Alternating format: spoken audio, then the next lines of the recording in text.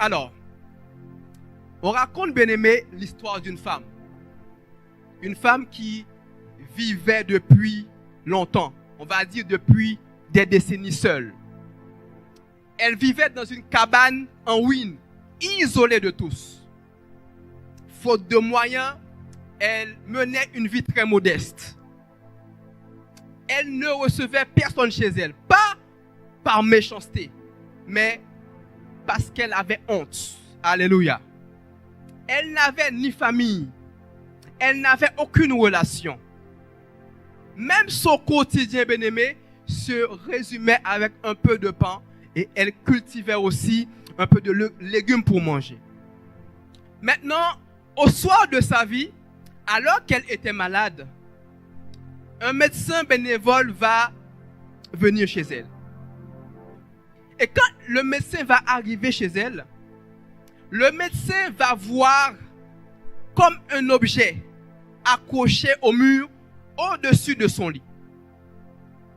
Et le médecin va s'approcher. Et le médecin va lui demander, mais qu'est-ce que ce truc? Qu'est-ce que ce papier qui est accroché au mur? Et cette dame va sourire. Cette dame va dire, mais non, c'est juste quelque chose qu'un médecin m'a offert. Alors qu'il était mourant, je l'avais soigné. Et il m'a juste offert ça. Il m'a juste offert ça, bien-aimé. Et puis, elle va dire que bon, ce médecin-là, il était bon avec moi. Et par respect pour lui, voilà, j'ai mis ça dans comment on appelle ça? J'ai mis ça dans un cadre. Et puis, j'ai mis ça au-dessus de mon lit. Et le médecin, il est curieux, ce médecin. Il va s'approcher pour voir ce qui est écrit sur cet objet.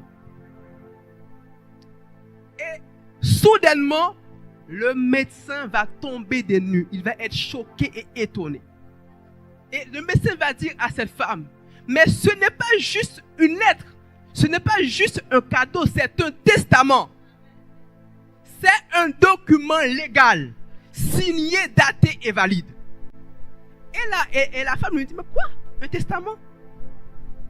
Et le médecin va lui dire, bien oui, c'est un testament. Et le monsieur là dont tu me parles, le monsieur là t'a tout légué, toute sa fortune.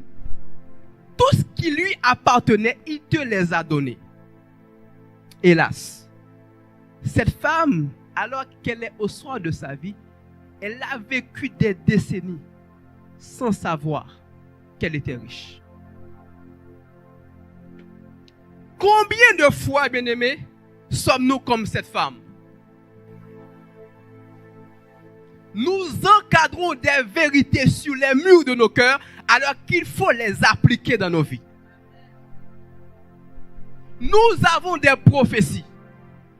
Dieu nous parle véritablement. Nous avons des promesses, mais nous ne les prenons pas en considération. C'est quoi une promesse? Une promesse, bien-aimé, c'est ce que l'on s'engage à faire. Ou encore, une promesse, c'est un engagement. Est-ce que tu peux dire avec moi engagement? Une promesse, c'est un engagement que l'on prend en promettant quelque chose. Et j'aimerais te dire ici, si Dieu te fait une promesse, c'est un engagement qu'il s'est pris lui-même. Et la Bible va nous dire, dans Nombre 23, verset 19, que Dieu n'est point un homme pour mentir, ni fils de l'homme pour se repentir. Tout ce qu'il dit, il le fera. Tout ce qu'il dit, il le fera. Et tout ce qu'il déclare, il l'exécutera. Est-ce que quelqu'un me suit jusqu'à présent? Dieu n'est pas un homme pour mentir, ni un fils de l'homme pour se repentir. Et l'une des promesses que Dieu nous a faites par son Fils Jésus se trouve dans le livre de Matthieu, chapitre 6, verset 33. Matthieu, chapitre 6, verset 33. Est-ce qu'on peut le lire ensemble? Après toi, 1, 2, 3. Yes. Est-ce qu'on peut le dire une deuxième fois? Yes. Est-ce qu'on peut le dire une troisième fois lentement? Yes. Est-ce qu'on peut acclamer le Seigneur pour sa parole? Cherchez premièrement, est-ce que tu peux dire avec moi premièrement, le royaume et la justice de Dieu, et toutes ces choses vous seront données par-dessus. Je bénis Dieu pour le témoignage que maman a donné tout à l'heure. La vérité, je n'avais pas écouté le témoignage. Alors que je priais, j'ai demandé au Seigneur un signe. Et quand elle disait, elle a cherché premièrement Dieu. Et Dieu s'est chargé du reste. Et là, j'ai dit merci Saint-Esprit. Cherchez premièrement le royaume et la justice de Dieu. Qu'est-ce que cela veut dire? Cela veut dire, bien-aimé, que tu dois chercher premièrement le royaume. En d'autres termes, tu ne dois pas chercher premièrement le travail.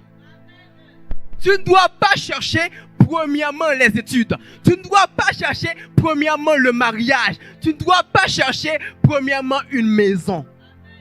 Je ne dis pas qu'il ne faut pas les chercher, mais ta priorité doit être le royaume et la justice de Dieu. Est-ce que quelqu'un me suit jusqu'à présent? La version parole de vie m'édifie beaucoup. La Bible nous dit dans la version parole de vie, cherchez d'abord, dis avec moi d'abord, le royaume de Dieu et ce que Dieu demande. Après, il dit, il vous donnera tout le reste. En d'autres termes, quand tu cherches d'abord le royaume de Dieu, le reste c'est Dieu qui s'en occupe. La promesse c'est quoi? Alors que tu es en train de chercher Dieu, alors que tu es en train de faire, tu es en train de t'occuper des intérêts de Dieu, Dieu te fait une promesse. Quand tu cherches d'abord Dieu, Dieu se chargera de tes affaires. Est-ce que tu me suis jusqu'à présent? Regarde ton voisin, dis-lui, cherche premièrement le royaume. Dis-lui bien, cherche premièrement le royaume. Tu gardes l'autre voisin, le voisin de droite ou le voisin de gauche, tu lui dis, le royaume doit être ta priorité. Yes, le royaume doit être ta priorité. Pendant 21 jours, on a parlé de l'esprit. On a parlé du fruit de l'esprit. On a parlé des dons de l'esprit. On a expliqué ce qu'est le fruit de l'esprit. Et on a expliqué ce que sont les dons de l'esprit. Maintenant, quand tu reçois ces choses, c'est pas pour rester seulement à l'église. Quand tu reçois ces choses, c'est pas seulement pour toi. Et le thème de ma prédication est celui-ci. Qu'attends-tu pour aller? C'est la question que je nous pose ce matin. Qu'attends-tu pour aller? Tu as été rempli de l'esprit. Tu as été équipé. Est-ce que tu le crois? Est-ce que quelqu'un a été équipé pendant ces temps passés, alors que nous étions en train de jeûner et prier? Est-ce que quelqu'un croit qu'il a reçu la dose nécessaire pour aller? Alléluia. Qu'attends-tu pour aller? Cherchez d'abord le royaume de Dieu. Le royaume, bien-aimé, veut dire en grec basileia. Dis avec moi basileia. Ce qui veut dire en d'autres termes, il y a deux définitions. Le premier, c'est quoi? Basileia, c'est le pouvoir royal et la dignité conférée aux chrétiens dans le royaume du Messie. Et le deuxième, c'est quoi? C'est le territoire soumis à l'autorité d'un roi. Je ne sais pas si vous m'avez suivi. Basileia veut dire, c'est comme un territoire qui est soumis à l'autorité d'un roi. Je suis en train de déclarer, alors que je me tiens sur l'autel de mon Père, que le mont est soumis à Jésus. Je suis en train de déclarer, alors que je me tiens sur l'autel de mon Père, que rien va nous empêcher de gagner des âmes au Mans, que rien va nous empêcher de dépeupler l'enfer au Mans. Nous avons déjà commencé avec la marche pour Jésus. Nous allons continuer avec la fête de la musique. La Bible déclare, alors que Élie était sur le mont Carmel, il y avait les 450 prophètes de Baal, il y avait les 400 prophètes d'Astarté. Ils ont mis en place un hôtel. Mais Élie était en train de rigoler parce qu'Élie leur a donné un défi. Élie leur a dit, si votre Dieu est Dieu, que le feu vienne brûler l'hôtel. Mais ce que j'aime, c'est que Élie a pris 12 pierres, il a mis de l'eau et il a appelé son Dieu et le feu est descendu. Je suis en train de déclarer que le feu est en train de descendre au Mans. Je suis en train de déclarer bien-aimés, que le feu est en train de descendre au mort. Le feu est en train de descendre au mort. Nous sommes en train de bâtir des hôtels. La marche pour Jésus, c'est un hôtel. La fête de la musique, c'est un hôtel. Il y a d'autres hôtels que nous allons bâtir afin que le feu de Dieu descende du haut des cieux. Si tu es d'accord avec moi, pour l'amen. Alléluia. Le monde doit entendre parler de Jésus. Le monde doit entendre parler de Jésus, bien-aimé. Voilà pourquoi, bien-aimé, nous avons une mission. Je suis là pour nous rappeler que nous avons une mission. Et la bonne nouvelle, bien-aimé, c'est que nous ne sommes pas seuls. Nous ne sommes pas seuls. Prends avec moi, s'il te plaît, Jean chapitre 16. Jean chapitre 16, à partir du verset 5. Je lis la parole du Seigneur. Amen. Vas-y doucement, s'il te plaît. Maintenant, Yes. je m'en vais vers celui qui m'a envoyé. Maintenant, je m'en vais vers celui qui m'a envoyé. Et aucun de vous ne me demande où vas-tu. Question. Qui est-ce qui est en train de parler ici? Jésus. Amen. Jésus. Très bien, on continue. Mais parce que je vous ai dit ces choses, Parce que je vous ai dit ces choses, la tristesse a rempli votre cœur. la tristesse a rempli votre cœur. Écoutez, Jésus est en train de parler à ses disciples. Il est en train de leur dire qu'il ne va pas rester ici, que son mandat prend fin. Il est en train de leur dire qu'il a accompli ce pourquoi Dieu le Père lui a envoyé. Maintenant, la Bible va nous dire que la tristesse a rempli leur cœur. Qu'est-ce que je suis en train de vouloir dire ici? Bien-aimé, la tristesse, en réalité, ce n'est pas un péché en soi. Mais c'est une émotion. Si elle n'est pas passagère, elle risque de devenir un poison qui va affecter notre santé physique, notre santé mentale et même notre santé spirituelle. Est-ce que tu me suis? Pourquoi? Parce que derrière la tristesse, il y a la solitude. Derrière la tristesse, il y a la fatigue physique comme la fatigue émotionnelle. Derrière la tristesse, il y a l'insomnie. Tu as du mal à dormir.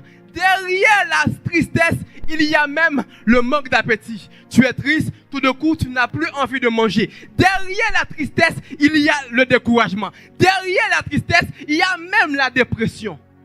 Je suis venu dire à une personne ce matin, alors que je me tiens sur l'autel de mon Père, si tu es venu avec la tristesse, que la joie du Seigneur soit ton partage ce matin. Si tu es venu avec la tristesse, que la joie du Seigneur te soit communiquée. Si tu es venu avec la tristesse, que la joie du Saint-Esprit soit ton partage et ta portion au nom de...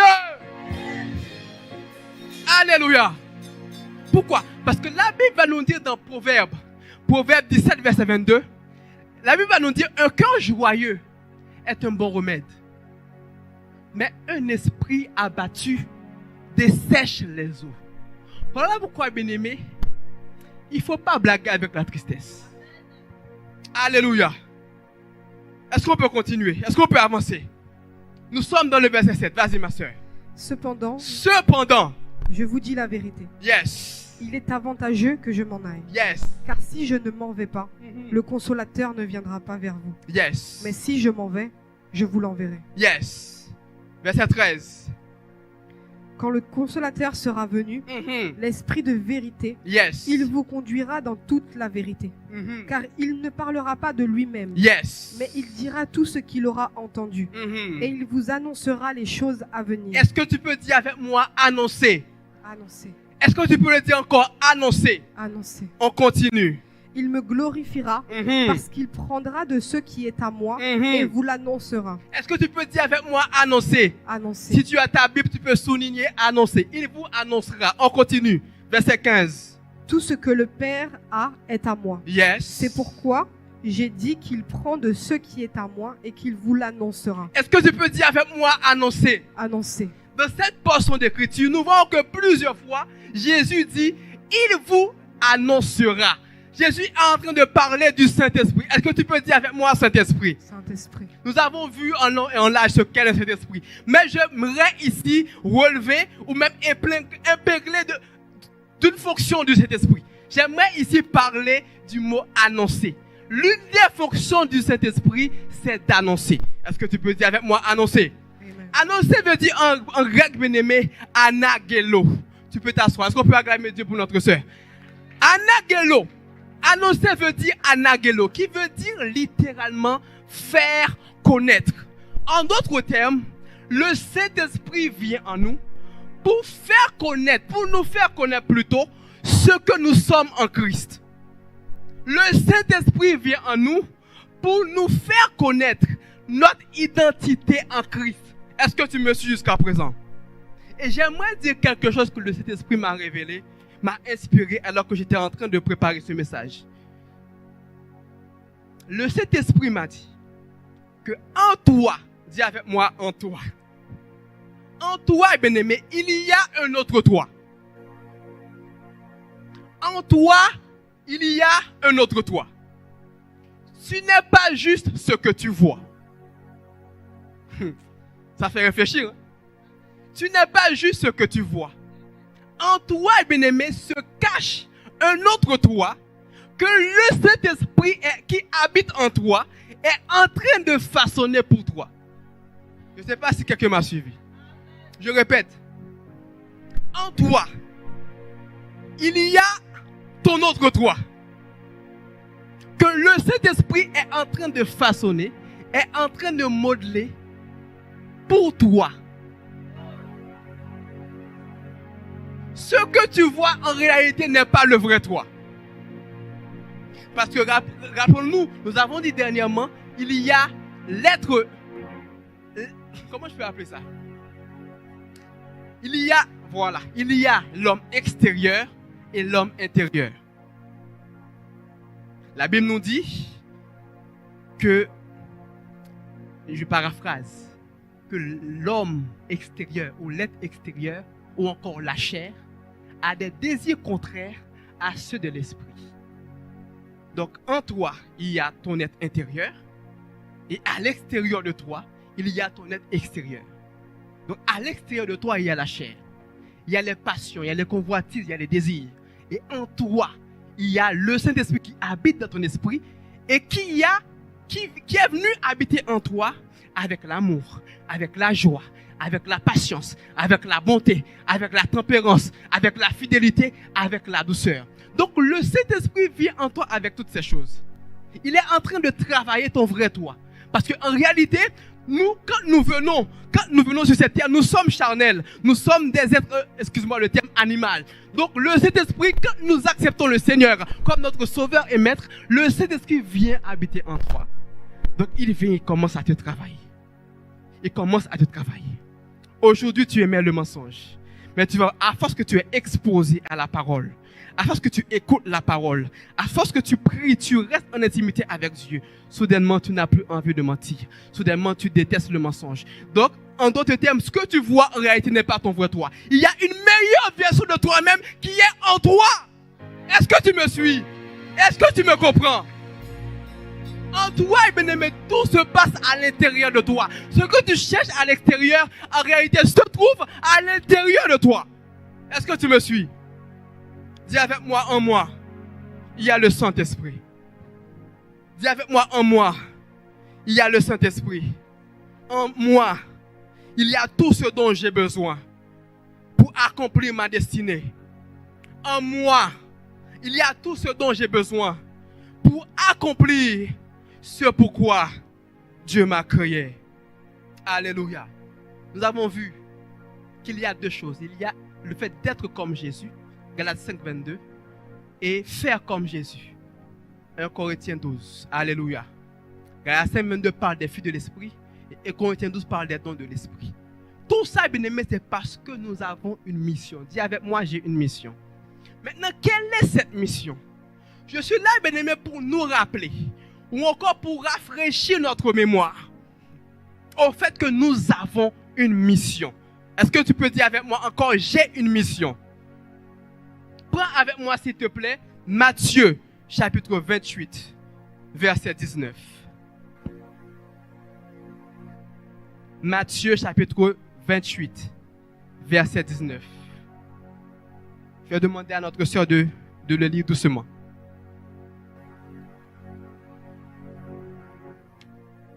Matthieu, chapitre 28, verset 19. On y va. Je lis la parole du Seigneur. Amen. Allez, faites de toutes les nations des disciples, les baptisant au nom du Père, du Fils et du Saint-Esprit. Amen. Allez. Est-ce que tu peux dire avec moi, allez? Faites de toutes les nations des disciples, les baptisant au nom du Père, du Fils et du Saint-Esprit. Et qu'est-ce que le verset 20 nous dit? Et enseignez-leur à observer tout ce que je vous ai prescrit. Dieu le Père et Dieu le Fils sont localisés au ciel. Alléluia. C'est le Saint-Esprit qui habite en nous. Donc quand Jésus dit, et voici je suis avec vous tous les jours, il est en train de parler de son esprit qui sera avec nous tous les jours jusqu'à la fin du monde. Alléluia. Première chose, bien-aimé, la Bible nous dit, c'est d'aller. Est-ce que tu peux dire avec moi, aller? Aller faire quoi? Aller faire des disciples. Les baptisant au nom du Père, du Fils et du Saint-Esprit. Et ensuite, nous devons les enseigner à observer tout ce que je vous ai prescrit. Bien-aimé, en tant que disciple, je suis en train de parler de disciples. Je suis en train de parler de missionnaires. Parce que quand nous sommes remplis de l'Esprit, ce n'est pas pour rester chez nous. Dieu ne nous a pas remplis pour rester à l'église. Dieu ne nous a pas remplis juste pour nous-mêmes. Alléluia. La Bible nous dit, alors que Pierre et Jean allaient à l'église, ils allaient au temple. Je crois que c'est Actes chapitre 3. Ils allaient au temple. Arrivés au temple, à la porte, il y avait un mendiant, un boiteux de naissance qui mendiait. Ok? La Bible va nous dire, quand Pierre et Jean arrivent et ils voient cette personne, Pierre et Jean vont leur dire quelque chose.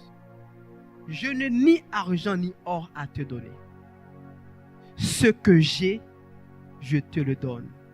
Lève-toi et marche. Alléluia. Pierre lui dit, voilà.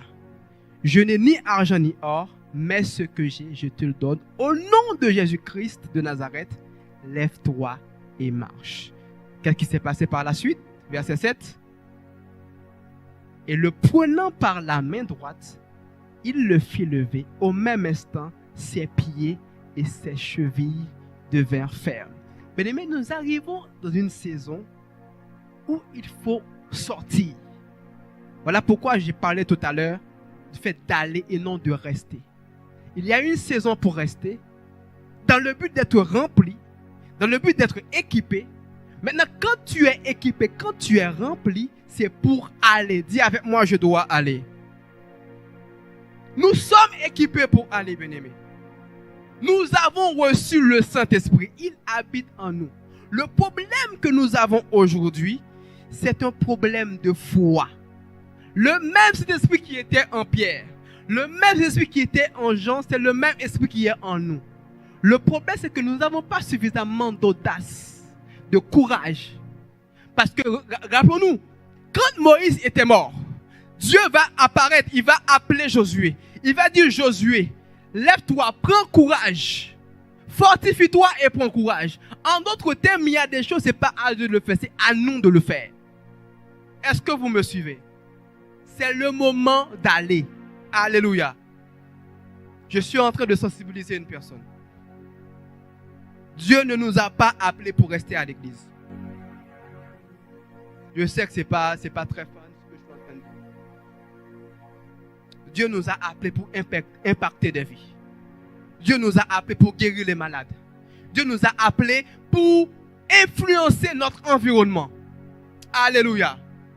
Nous venons à l'église pour être chargés, afin justement de toucher des vies, de guérir des malades, de faire des choses pour Dieu et que le nom de Dieu soit béni et glorifié. Alléluia.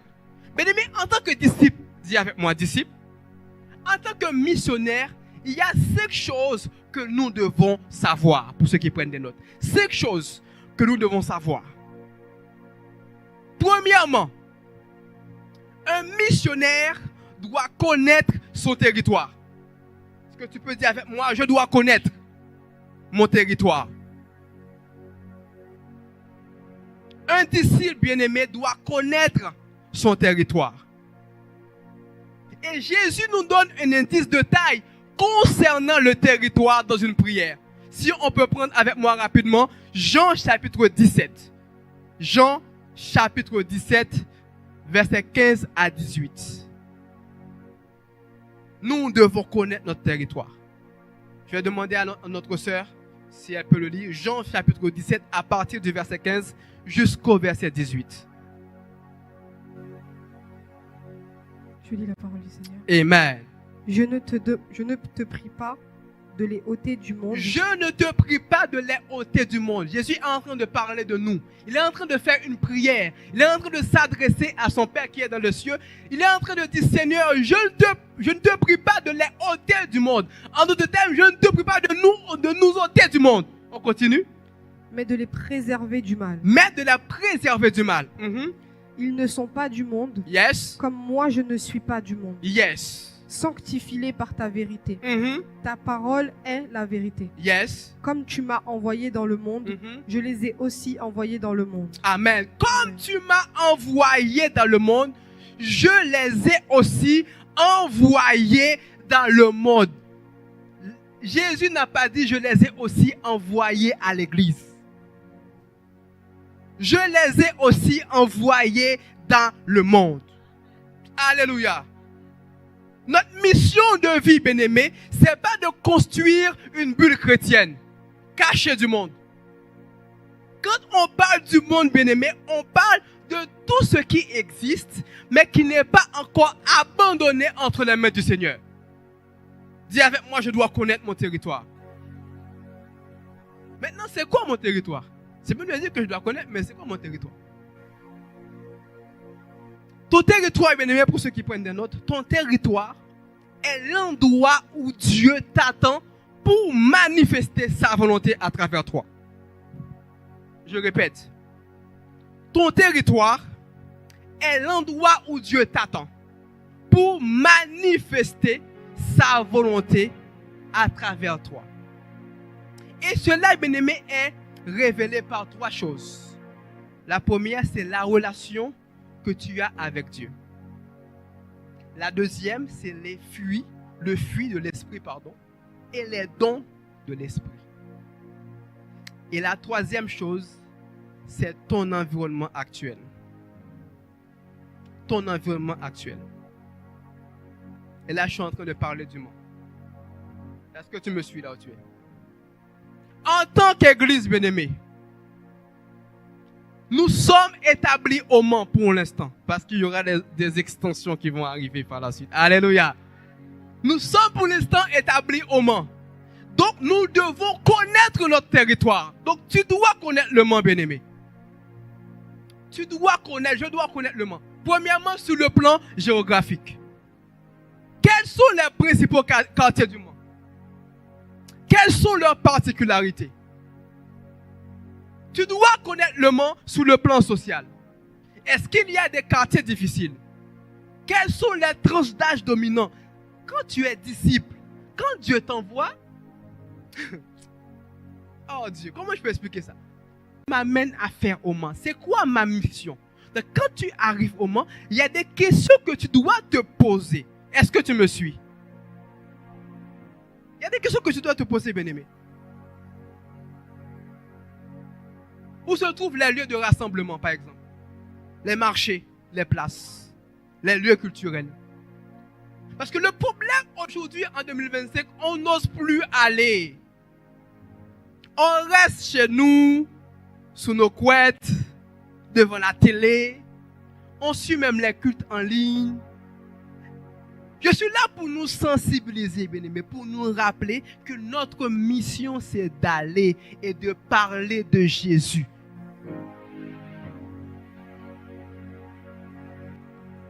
On a reçu l'Esprit. On est équipé, bien-aimés. Ce n'est pas pour nous-mêmes, je répète encore une fois, jusqu'à ce que ça rentre. Nous devons connaître notre territoire, je disais, sur le plan social, mais aussi nous devons connaître notre territoire sur le plan culturel. Nous devons connaître notre territoire sur le plan économique. Oui. Dis avec moi, je dois connaître mon territoire. Parce que quand Dieu dit allez et faites de toutes les nations des disciples, il n'a pas dit, il ne s'est pas adressé au pasteur. Il ne s'est pas adressé au leader seulement. Il ne s'est pas adressé. Là, c'est quiconque, c'est tout le monde. C'est tous les disciples qui sont concernés. C'est tous les missionnaires qui sont concernés.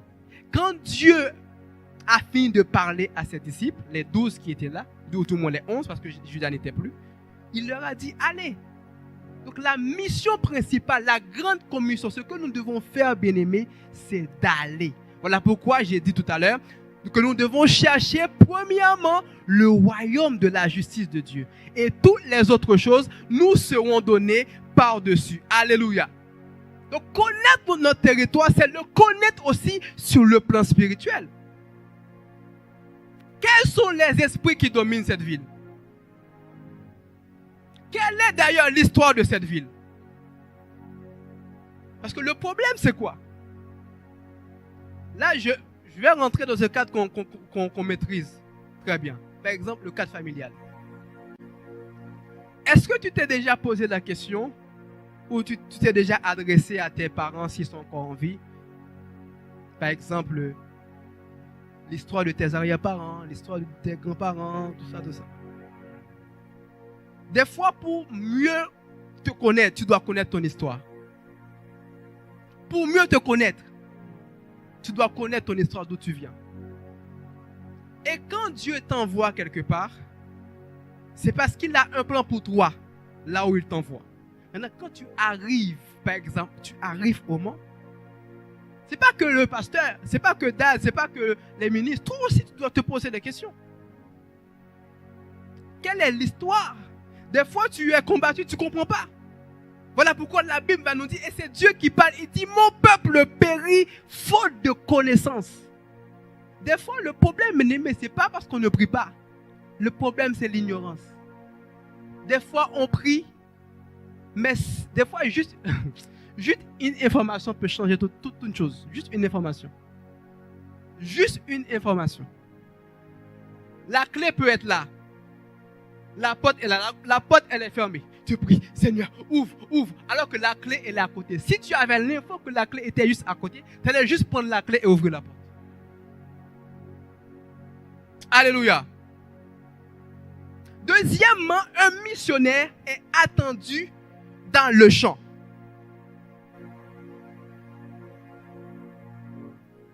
Est-ce que tu me suis? Prends avec moi s'il te plaît Jean chapitre 4. Versets 4 à 8. Jean chapitre 4, versets 4 à 8. Un disciple est attendu dans le champ. Yes. Je lis la parole du Seigneur. Amen. Comme il fallait qu'il passât par la Samarie. Comme il fallait qu'il passât par la Samarie. Il arriva dans une ville de Samarie, nommée Sichar, près du champ que Jacob avait donné à Joseph son fils. Là se trouvait le puits de Jacob. Jésus, fatigué du voyage, était assis au bord du puits. C'était environ la 6e heure. Une femme de Samarie vint puiser de l'eau. Jésus lui dit, « Donne-moi à boire », car ses disciples étaient allés à la ville pour acheter des vivres. Amen. Parole du Seigneur. Est-ce qu'on peut acclamer la parole du Seigneur? Yes. Vous connaissez l'histoire de la femme samaritaine. Je ne suis pas là pour, je suis pas venu vous raconter ou vous dire. Mais ce que je suis en train de dire ici, c'est quoi? Mon point, c'est de dire quoi? Le verset 4 nous dit comme il fallait qu'il passât par la Samarie. Donc, Jésus savait, bien aimé, que les gens qui avaient besoin de lui étaient dans des endroits où les gens du temple n'iraient pas. Jésus savait, bien aimé. Et j'aimerais dire ceci. Les gens qui ont plus besoin de Jésus ne sont pas à l'église. Les gens qui ont plus besoin de Jésus sont à l'extérieur, sont dans le monde. Donc nous devons comprendre que Dieu nous a équipés pour qu'on puisse aller là où ils sont. Est-ce que tu me suis là où tu es? Comme il fallait. Et ce que j'aime, c'est que Dieu savait, rien qu'en parlant avec cette femme samaritaine, beaucoup allaient être transformés. Des fois, juste une prostituée comme ça, tu parles avec la personne, tu lui parles de Jésus, sa vie peut être transformée et par cette personne-là, tu vois toute une multitude. Alléluia. Comme il fallait qu'il passât par la Samarie. J'aimerais vraiment nous sensibiliser ce matin. Dieu ne nous a pas appelés à rester seulement à l'église. Tourne-toi, regarde les chaises qui sont vides. Tourne-toi, regarde les chaises qui sont vides. Bien-aimés, dans la vie, il ne faut pas être, désolé du terme, on ne doit pas être égoïste. On ne peut pas avoir un Jésus aussi aimant, aussi puissant, aussi fidèle et le garder pour nous. On ne peut pas faire ça. C'est pas, comme disent les jeunes, c'est pas gentil. Non! Nous savons qu'il est bon. Nous savons qu'il a fait beaucoup de choses pour nous. Mais pourquoi gardons-nous? Même les témoignages, on doit supplier les gens pour témoigner. Même les témoignages. Juste pour dire aux gens qui sont déjà à l'église, ce que Jésus a fait, c'est un combat. C'est un calvaire. Bien-aimés, je suis là pour nous rappeler. Nous ne sommes pas venus seulement chanter ici. C'est pas ça le but. C'est pas ça la grande commission. C'est pas ça, bien-aimé. Troisième chose qu'un disciple ou un missionnaire doit savoir. Troisième chose, bien-aimé, un missionnaire doit garder ses yeux ouverts. Un missionnaire ou encore un disciple doit garder ses yeux ouverts. Prends avec moi, s'il te plaît, Actes chapitre 17, verset 15 jusqu'au verset 17. Je vais lire la parole de Dieu. Actes chapitre 17, écoutez-moi bien. Ceux qui accompagnaient Paul le conduisirent jusqu'à Athènes. Puis, ils s'en retournèrent, chargés de transmettre à Silas et à Timothée l'ordre de le rejoindre au plus tôt. On continue. Comme Paul les attendait à Athènes, il sentait au-dedans de lui son esprit irrité à la vue de cette ville pleine d'idoles. Pause, reviens s'il te plaît. Paul est de passage. Paul est en train d'attendre Timothée et Silas à Athènes. Alors qu'il est en train de les attendre, Paul va leur dire, va sentir en lui son esprit s'irriter à la vue de cette ville pleine d'idoles. Maintenant, la question que je nous pose ce matin. Est-ce que ton esprit s'irrite quand tu vois des choses qui ne sont pas à la gloire de Dieu? Est-ce que ton esprit s'irrite quand tu vois des scènes bizarres dans la rue? Ça commence déjà par là. Est-ce que ton esprit est irrité quand tu vois des jeunes, des sans-abri, des jeunes qui ont besoin d'entendre parler de Jésus, des jeunes qui ont besoin de ce Jésus? Est-ce que ton esprit est irrité? Il sentait au-dedans de lui son esprit s'irriter. On continue. Il s'entretenait donc dans la synagogue avec les Juifs et les hommes craignant Dieu, et sur la place publique chaque jour avec ceux qu'il rencontrait. Donc, Paul, ce qu'il a fait maintenant, il s'entretenait régulièrement avec les Juifs dans le temple, mais aussi sur la place publique. Chaque jour, tous les gens qu'il rencontrait, il discutait avec eux. Bien-aimé, quand on sort, nous devons demander à Dieu, Seigneur, donne-moi cette capacité, donne-moi ce feu. À chaque personne que je vois, que je lui parle de Jésus. Parce que, bien-aimé, nous sommes déjà équipés. Nous avons reçu la dose nécessaire pour aller. Maintenant, c'est à nous de mettre de côté toute forme de timidité. Parce que la Bible déclare que Dieu ne nous a pas donné un esprit de timidité, mais un esprit de force, d'amour et de sagesse. Quand nous sortons, quand nous allons dans les marchés, quand nous allons au supermarché, peu importe là où nous sommes, dès qu'il y a une personne, si la possibilité nous est donnée, que Dieu nous donne ce feu-là, afin qu'on puisse nous parler à ces personnes-là. Est-ce que tu me suis là où tu es? Nous devons parler à ces personnes-là, bien-aimés. C'est ce que Paul faisait. Sur la place publique chaque jour. Donc il allait. Parce que son esprit s'irritait. Il allait chaque jour. Merci. Car ce n'est pas un esprit de timidité que Dieu nous a donné, mais un esprit de force, d'amour et de sagesse. Alléluia. Paul était troublé, bien-aimé, par tout ce qu'il a vu à Athènes. Et il y a au Mans, bien-aimé, la même chose que Paul a pu remarquer à Athènes. Ces mêmes choses-là, nous les voyons aussi au Mans. Alléluia. Et la prière que nous devons faire, bien-aimé, en cette saison, c'est que Dieu fait en sorte que notre esprit soit irrité, afin qu'on puisse aller là où les autres n'iront pas, afin d'aller voir les gens, les sans-abri, les personnes que la plupart des gens ne vont pas voir. La plupart des gens vont ignorer. Que Dieu nous donne cet amour, cette capacité, cette force d'aller les voir. Alléluia. Nous devons, bien-aimés, dépeupler l'enfer.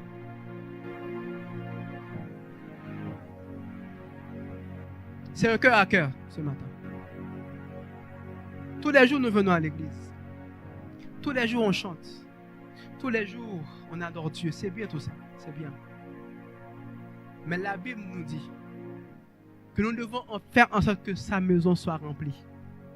Donc, à chaque fois que la maison de l'Éternel n'est pas remplie, c'est que d'une part, on a failli à notre mission.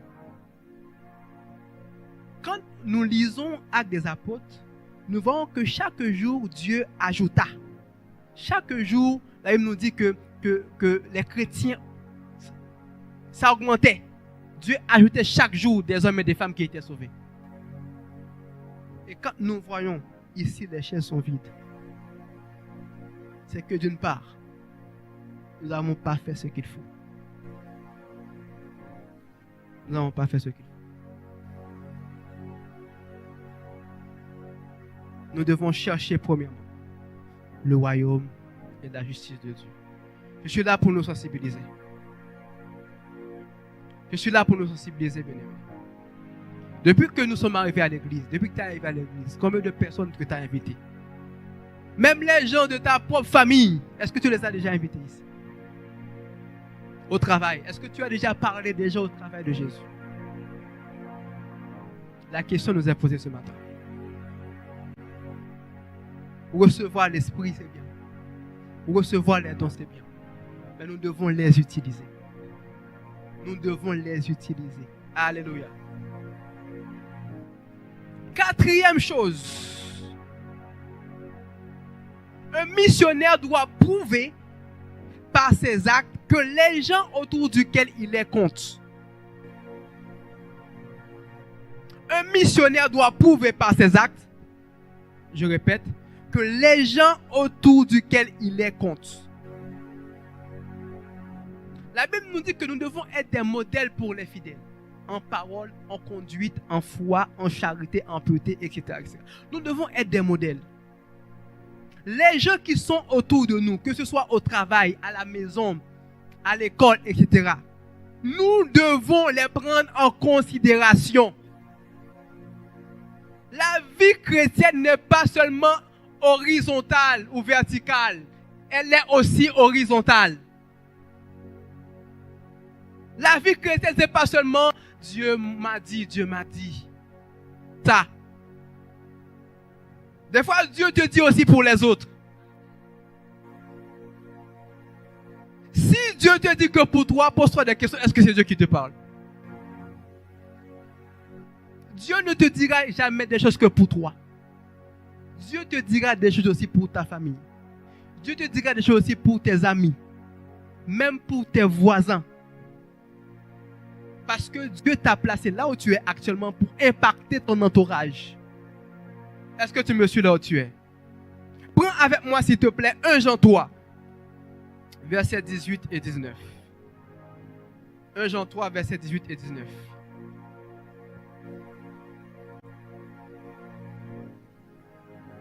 La Bible déclare: Est-ce qu'on peut le lire ensemble? Après toi, 1, 2, 3. Yes.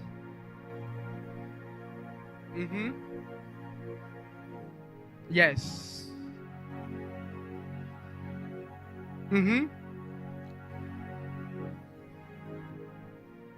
Est-ce qu'on peut acclamer la parole du Seigneur? Petit enfant, n'aimons pas en parole et avec la langue, mais en action et avec vérité. Dans quel but? Par là, nous connaîtrons que nous sommes de la vérité et nous rassurons nos cœurs devant lui. Par là, nous connaîtrons que nous sommes de la vérité et nous rassurons nos cœurs devant lui. La parole de Dieu nous dit ici, bien-aimés, que l'amour va au-delà des mots. C'est bien de dire j'aime, c'est bien je dis. Tout le temps on dit ça. Maintenant, la Bible nous dit qu'on doit aimer en parole et avec vérité. Tu dois aimer ton voisin, ta voisine. Il y a des gens qui sont ici qui ne discutent même pas avec leurs voisins. C'est wololoï. Il y a trop de bruit. Je sais de quoi je parle. Il n'y a plus de salutation. Au travail, c'est du n'importe quoi. Tu es seul dans la solitude. C'est toujours la faute des autres. C'est toujours eux les problèmes. C'est jamais toi. Alléluia. Si tu es isolé, comment tu peux les impacter? Si tu n'es pas avec eux, comment tu peux les impacter? Comment tu peux parler de Jésus à quelqu'un que tu n'as jamais dit bonjour?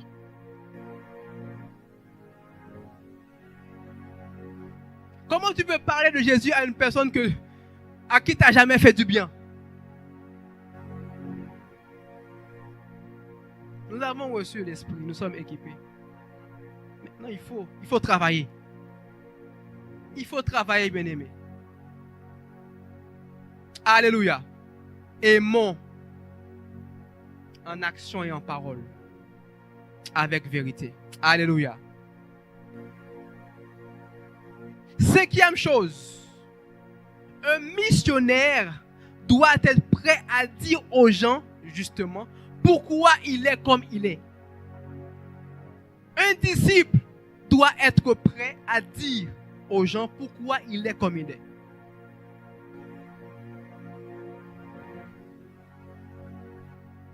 Prends avec moi, s'il te plaît, 1 Pierre chapitre 3, verset 15. 1 Pierre chapitre 3, verset 15. La Bible nous dit, mais sanctifiez dans vos cœurs Christ le Seigneur, étant toujours prêt à vous défendre avec douceur et respect devant quiconque. Est-ce que tu peux dire avec moi quiconque? Quiconque vous demande raison de l'espérance qui est en vous. J'aime bien la version parole de vie. La version parole de vie me dit, mais reconnaissez dans vos cœurs que le Christ seul est saint et il est votre Seigneur. Quand on vous demande pourquoi vous espérez, soyez toujours prêts à faire quoi? À donner des explications. Voilà. Quand on vous demande pourquoi vous espérez, soyez toujours prêts. Donc il y a une préparation. Soyez toujours prêts à donner des explications. Quand on te voit, on te dit, mais toi, t'es bizarre. Hein? Toi, t'es bizarre. Qu'est-ce que tu leur réponds? Quand on te dit, mais toi, je n'arrive pas à te comprendre, tu es toujours en joie. Quand tu es là, je sens qu'il y a quelque chose. C'est pas comme d'habitude. Est-ce que tu donnes des explications? Est-ce que tu dis, là, ça c'est pas moi, c'est Jésus? Est-ce que tu leur dis, si tu veux connaître mon secret, viens à l'église, viens avec moi? Est-ce que tu fais l'œuvre comme Dieu nous le recommande? Nous devons être prêts à donner des explications. Alléluia. Dis avec moi, je dois être prêt à donner des explications. C'est le moment d'aller, bien-aimé. C'est le moment de faire quoi? C'est le moment de faire quoi? C'est le moment de gagner des nations pour Jésus. La Bible dira que la création attend-elle avec un ardent désir la révélation des fils de Dieu. La création attend, le monde attend, bien-aimé. Est-ce que tu me suis là où tu es? Le monde attend avec un ardent désir la révélation des fils de Dieu.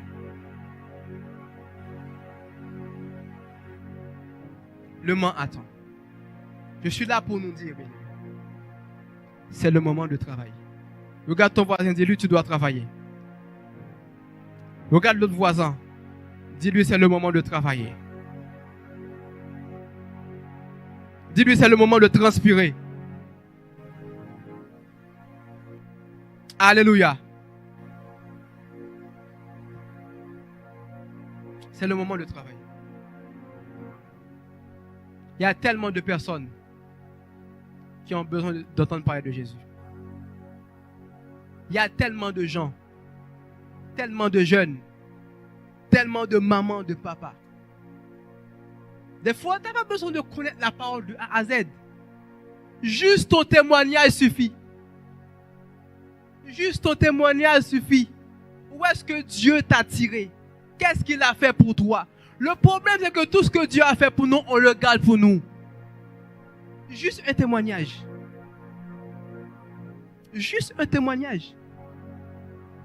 Juste dis ce que Dieu a fait pour toi. Il n'y a rien de compliqué. Il n'y a rien. Nous sommes arrivés dans une saison où on n'a pas d'excuses. Il n'y a pas d'excuses. Les histoires de timidité, là, c'est fini. On finit avec ça. On doit aller à la République parler de Dieu. Ah oui, moi je suis fatigué. Ah oui, non, c'est fini ça. C'est le moment de gagner des âmes, bien-aimés. Alléluia. Dieu ne nous attend pas à l'église, il nous attend dans le monde.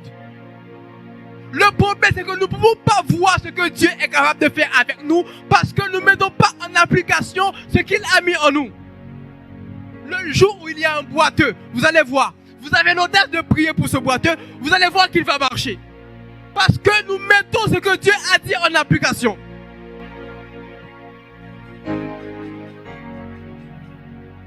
Quand tu apprends quelque chose, j'ai presque fini. Quand tu apprends quelque chose, pour être sûr que tu maîtrises cette chose, il faut faire des exercices. Il faut appliquer. Le professeur peut beau parler. Il peut beau raconter des choses. Tu peux beau dire que tu as compris. Mais s'il n'y a pas l'exercice pour attester que tu as compris, tu n'es pas sûr que tu as compris. C'est la même chose. Dieu a mis en toi le don de sagesse, le don de parole de connaissance, la prophétie, la foi, le don de guérir des miracles, etc., etc. Tant que tu n'as pas mis tout ça en action, tu ne sauras pas que Dieu est avec toi. Il y a une semaine, j'avais mal au pied. J'ai vu qu'il y a une boule comme ça qui arrive là comme ça. Ça me fait mal. J'ai dit mais non. Comment on est en train de nous expliquer ce qu'est l'esprit et ce que sont les dons de l'esprit? J'ai prié. J'ai pas prié, pardon. J'ai déclaré, on prie pas. J'ai déclaré, j'ai dit au nom de cette boule tu vas disparaître. Au début, j'avais mal. Mais après quelques minutes, il n'y avait plus rien. Le Jésus voulait me dire, il faut mettre en application ce que je t'ai dit. Il faut juste appliquer. Jésus n'a pas besoin des gens, des savants. Il a besoin des gens qui croient en lui aveuglement. Il n'a pas besoin des gens qui savent parler, des gens qui ont des connaissances seulement. La Bible déclare que les gens étaient étonnés parce que les gens qui faisaient des miracles, c'est des gens qui sont sans instruction. Tu n'as pas besoin de bien parler. Il faut juste appliquer ce que tu as reçu. Il faut juste appliquer ce que tu as reçu. Ce week-end, bien-aimés, nous avons reçu quelque chose. Moi, j'ai reçu quelque chose. Je l'ai vu en vision. J'ai reçu quelque chose. Nous avons vu comment nos mamans ont travaillé ici. Donc, nos mamans ne pouvaient pas savoir qu'elles ont ça si elles n'avaient pas appliqué. Des fois, c'est juste une question d'obéissance. Dis avec moi, obéissance. C'est une question d'obéissance, bien-aimé. Quand Dieu te dit qu'il est avec toi, c'est pas juste comme ça, c'est une promesse. Il a pris l'engagement d'être avec toi. Donc quand tu vas, parce qu'il t'emmène, parce qu'il t'envoie, il est avec toi. J'aimerais te dire, n'aie plus peur. J'aimerais te dire ici, n'aie plus peur. J'aimerais te dire, alors que je me tiens sur l'autel de mon Père, aie l'audace de prier pour les malades, ou plutôt de guérir les malades. Aie l'audace de poser les mains et que les malades soient guéris. Aie l'audace de parler de Dieu dans le travail, à l'école, partout où tu es. C'est le moment d'aller. Dis avec moi, je dois aller. Notre esprit doit s'irriter quand nous voyons il y a des chaises vides comme ça. Il y a tellement de monde à sauver au monde. Il y a tellement de gens. Il y a tellement d'âmes à gagner. Quand la maison d'Éternel n'est pas remplie, on doit être attristé. On doit être attristé, bien-aimé. Mariage par mariage. La maison de Dieu doit être remplie. Et nous devons faire le travail. Jésus ne viendra pas faire le travail à notre place. Il nous a envoyés. Il a dit, allez par tout le monde, prêcher la bonne nouvelle à toute la création. Donc c'est à nous, bien-aimés, d'aller. C'est le moment d'aller. C'est le moment d'aller, bien-aimés. Parce que ce qu'on ignore, quand nous allons et nous faisons le travail de Dieu, Dieu se chargera de nos affaires. Dieu s'occupera de nos affaires. Nous avons tous des défis. Nous avons tous des projets. Nous avons tous des manquements à un certain niveau. Mais quand nous mettons, bien-aimés, à faire l'œuvre de Dieu, la Bible déclare que Dieu n'est le débiteur de personne. Tout ce que nous faisons pour Dieu, il va nous récompenser. Alléluia. C'est le moment d'aller. C'est le moment d'aller. Nous sommes au mois de juin. Nous avons dit que cette année, c'est l'année où nous devons être puissants en parole et en œuvre. Nous avons reçu l'Esprit. Maintenant, nous devons aller. Dis avec moi, je dois aller. Dis avec moi, je dois aller. Je vois en esprit, il y a des gens, dès cette semaine, tu dois sortir. Dès cette semaine, tu dois quitter chez toi. Tu passes trop de temps chez toi devant la télé. Tu passes trop de temps chez toi en train de faire n'importe quoi. Tu sais même pas quoi faire. J'aimerais te dire, il y a une mission pour toi. Tu dois aller. J'aimerais te dire là où tu es, il y a une mission qui t'attend. Dieu veut que tu ailles parler de lui dans les marchés. Dieu veut que tu ailles parler de lui sur la place. Dieu veut que tu ailles parler de lui à des gens qui sont dans ta famille. Tu dois aller. Tu dois aller, bien-aimé. Est-ce qu'il y a des disciples en ce lieu? Est-ce qu'il y a des missionnaires en ce lieu? Nous avons un ordre de mission. Mon esprit est irrité. Yes, je sens l'esprit de Dieu. Tu peux commencer à prier. Je sens qu'on est en train d'atterrir. Oui, mon esprit est irrité. On ne peut pas voir des gens en train de partir en enfer et être tranquille. On ne peut pas voir des gens mourir sans connaître Dieu et être tranquille. Notre esprit doit s'irriter. Alléluia. Là où tu es, tu peux te lever, tu peux commencer à prier en esprit. Tu peux commencer à prier en esprit.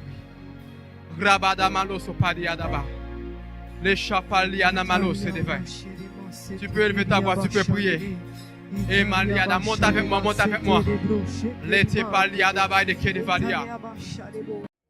Nous espérons que ce message vous aura fait passer de l'information à la transformation.